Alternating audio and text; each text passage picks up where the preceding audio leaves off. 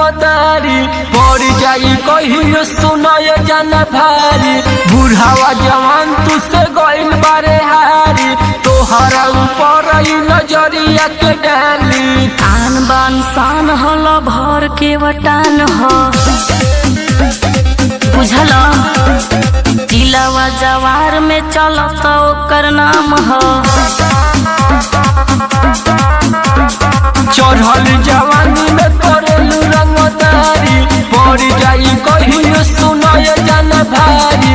बुढ़ावा जवान तुसे गइल बारे हारी तोहरा ऊपर नजरिया के डाली। आन बान शान हल भर के वटान हो जिलावा जवार में चलत ओकर नाम हो।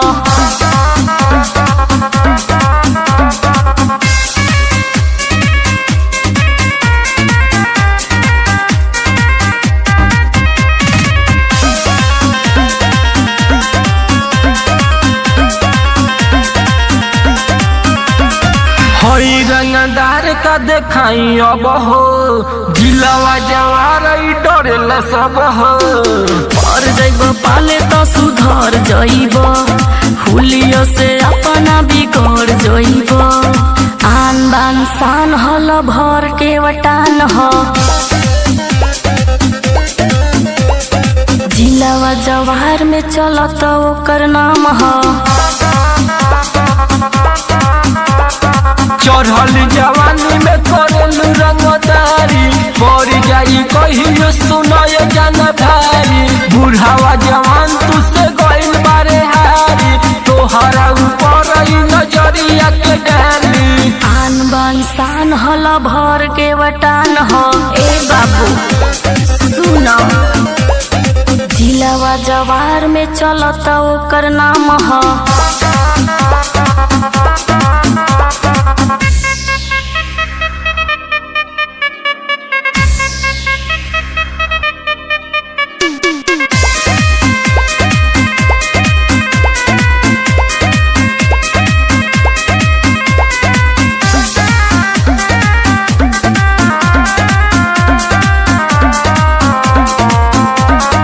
नया नया खून के उमंग हवे हो गोली बंदूक सब संग हवे हो।